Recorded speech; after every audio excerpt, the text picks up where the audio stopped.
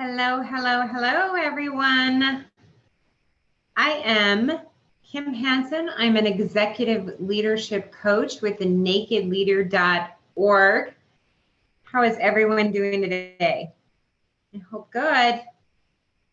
So I need to set up my Facebook here. I need to turn off this in order to see what everybody's commenting, because I want to make sure to get all your comments. Hi, Lisa, how are you? Hey, Jenna, how's everyone doing today?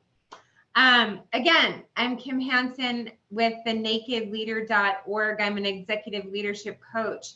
The Naked Leader, what is it about? The Naked Vision is to inspire authentic, ethical leaders, transform lives, and connect people to their foundation, creating a life without limits. How awesome is that? So today, what are we going to be talking about today? So today we are going to take a sneak peek into my latest and greatest series, The Intelligent Leader. And what is the intelligent leader? We've been talking about it for like the last 2 or 3 weeks, if you've caught my last couple of Facebook Lives. And so what is the Intelligent Leader series? So what the Intelligent Leader series is, it talks about how to increase your leadership quotient, or your LQ, as I call it. So how do we increase our LQ, or our leadership quotient? We have emotional quotient, intellectual quotient, and now I just threw at you leadership quotient. So the ability to influence others requires a really strong belief in yourself, when you say, and it takes courage to face the challenges with integrity. I'm looking at my cat here, you guys. He's like about ready to knock over my webcam. So if he knocks over my webcam and it all goes astray, it's because my cat is being really naughty. So we're talking about the ability to influence others requires a strong belief in yourself and the courage to face challenges with integrity. And we have to learn to live in the spotlight and rise each day with a mindset that with the right team, anything is possible. Anything is possible with the right team. We cannot do it on our own. I posted something a couple weeks ago about ethics and autonomy in the industry.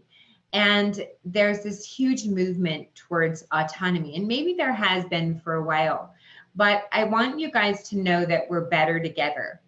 Even if we want our own thing, we're better doing it with others.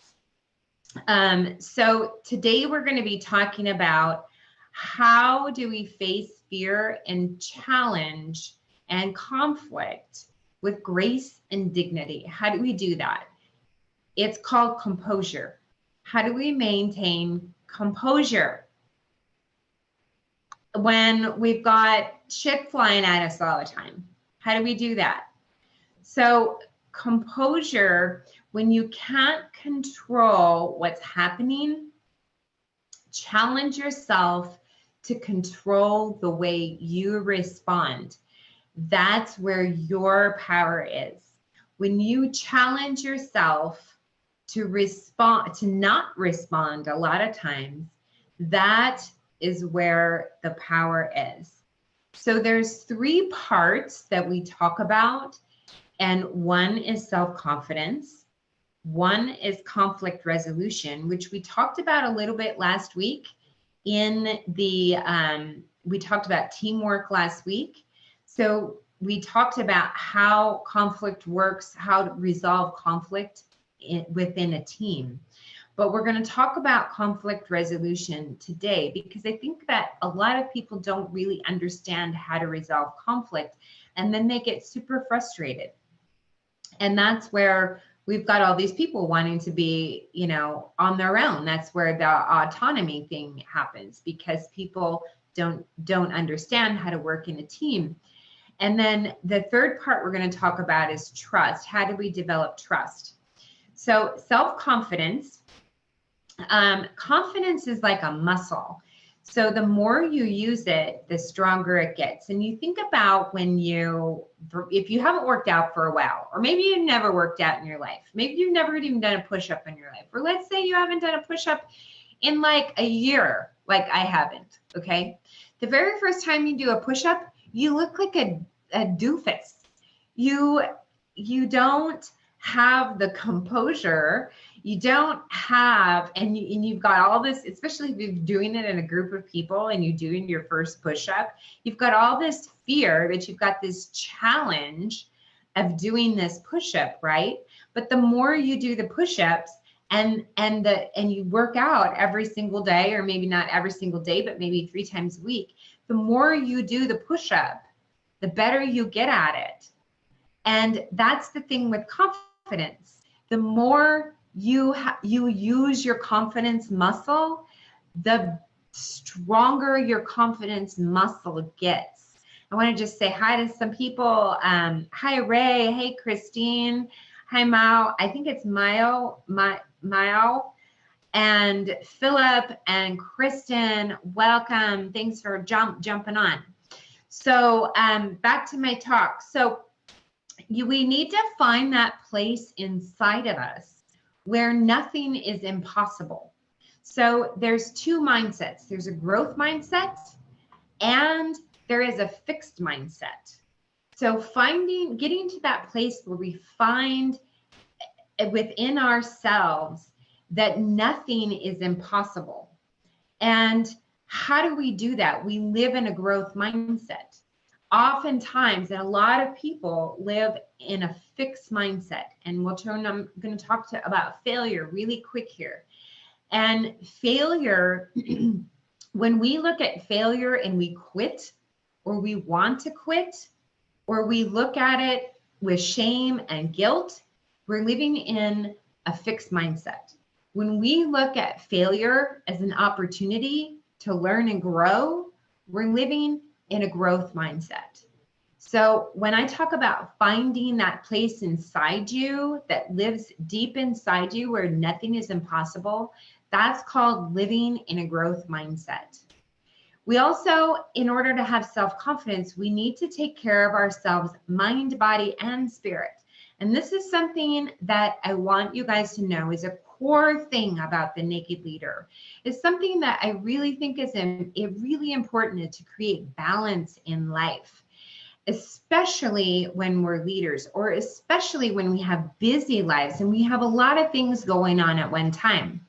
So taking care of ourselves mentally, meaning self-perception, our inner dialogue, and our mental thoughtfulness, how thoughtful and kind we are to ourselves. Would we treat other people, or would we say my cat's gonna totally knock over my you guys, it's gonna all go crazy. So, you know, would we talk to someone else like we talk to ourselves? And then there's a physical side of it. And I don't mean I've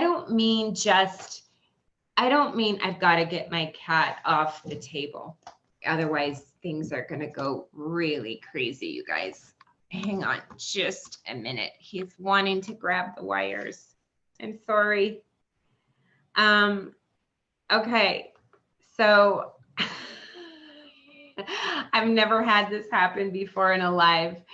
Anyway, I'm gonna leave him there, and hopefully I need to adjust my webcam a little bit here for you guys, but hopefully he'll leave it alone and he won't go crazy. So anyway, so the physical side is not just taking care of our health. It's taking care of our financial fitness as well. And it's also taking care of our self-image. And I don't mean how others view us. I mean how we view ourselves. When we get up every single morning and we look in the mirror, how are we viewing ourselves? what do we really think about ourselves? And then there's the spiritual part of taking care of ourselves, mind, body, and spirit. And so it's the values, beliefs, and unique purpose. That is the spiritual part of ourselves, the values, beliefs, and unique purpose. If we don't understand and have a clear understanding of our values, beliefs, and unique purpose, it's almost like shooting darts in the dark or with a blindfold on. We really don't know where we're going if we don't really understand our values, beliefs, and unique purpose. So commit to daily habits. Part of having great self-confidence is committing to daily habits to grow and stay inspired. And, you know, that's something that I think that a lot of people don't really do. Grow and stay inspired on a daily basis. When you wake up in the morning, what do? What are your habits? Are your habits to just roll out of bed and, you know, turn on the news and watch the news? Or your habits to, you know, drink a cup of tea or go out and watch the sunrise or read a meditation or meditate yourself? And what are your habits in the evening? Do you sit around and watch TV for 5 hours? That is not growing ourselves. That's not creating positive daily habits that keep us inspired and help us grow. We really need to work at that. We really need to work on a daily basis, filling up our gas tank, because everything that is against us, you know, when we go out there in the world and we put our armor on and we go out there and fight there, you know, we fight our war out there, we need to make sure that we have confidence in self. So the second part of the third week talks about conflict resolution. And again, I said we talked about this in our last week too, conflict resolution in the practicing, we talked about conflict resolution in team conflict. Today, we're going to talk about conflict resolution as well, but we're going to talk about inner conflict and understanding how to practice the pause. So you may have heard of that before, how to practice the pause. So how do we practice the pause, right? How do we do that? So what do? We stop and we process. We seek the truth before reacting or taking action on something, okay? We seek the truth before reacting or taking action on something. And we compromise. Part of compromising and part of the art of learning how to compromise is understanding sacrifice. So a lot of people don't understand sacrifice.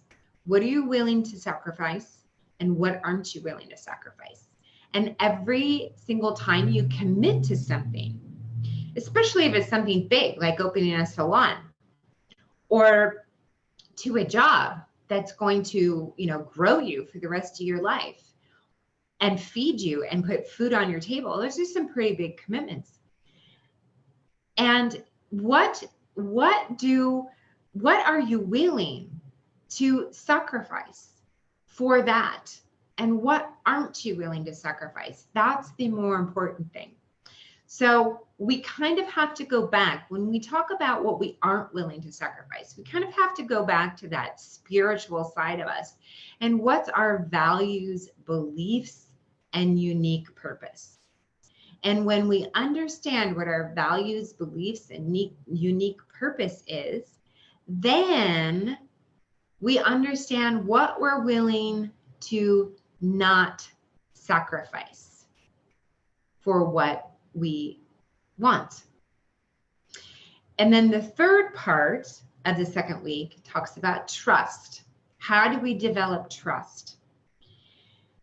And you might wonder, what does this have to do with composure? Well, when people trust us, we have a tendency to have a little bit more self-confidence. We have a tendency to be able to look in the mirror every single day and know that that person staring back at us is actually a good person. So what develops trust so that we can maintain composure in really difficult situations? So I want you guys to really listen really closely, because this is very simple. Integrity over image, okay? Truth over convenience, and honor over personal gain. Those are the three key components to gaining trust in people, so that you can have to look at that person in the mirror and to maintain that composure so that you can face all those fears and those challenges and those conflicts. Because what happens when you have trust in others, you have a team. You have a team that believes in you. And when you have a team that believes in you and trusts you, then it doesn't become so much about autonomy. Excuse the sirens, you guys. I live like right around the corner from a hospital. So when you have people that trust you, and you have a team of people working around you, it's much easier to face fear, to face challenges, and to face conflict when you can look at yourself in the mirror every day and you know that you've done a good job. B, that you know how to resolve conflict within yourself. And C, that people can trust you. And it all comes down to those daily habits. I'm going to repeat the trust part again because I think it's super important.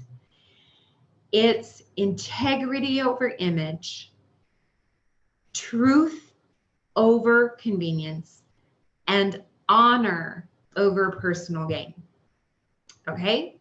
I hope this gave you guys some great insight on how to increase your LQ, or your leadership quotient.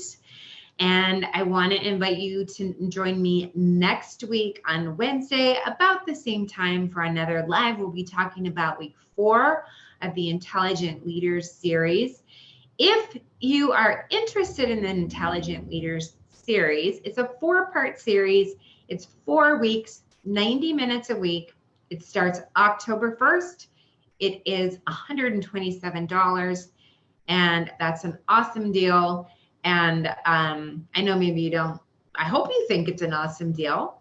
And I really think that it will help a lot of people really become very thoughtful about themselves, whether they're leaders or not, whether they lead a group of people or not. And also, I will be back next Wednesday, but I will also be here on Tuesday live at 4 p.m. Pacific Standard Time. And what am I going to be doing? It's going to be the law meets the salon industry. And I got to tell you guys, this is a webinar that I've maxed out on the capacity of 100. And so we're going to be broadcasting live on Facebook. And I really hope that you will all join me next week when we welcome Attorney Jonathan Judge to talk about the Dynamex case, or the Dynamex ruling, I should say, which definitely affects our industry, and a lot of people are really, really interested in it. So that's next Tuesday at 4 p.m. Pacific Standard Time. We'll be on for about 90 minutes. You can catch it on Facebook Live if you haven't already registered for the webinar. And again, if you're interested in the leadership, in the Intelligent Leaders 4-part series, master series, you can find it on my website, www.thenakedleader.org. And it's on the Masterminds and Masterclasses page.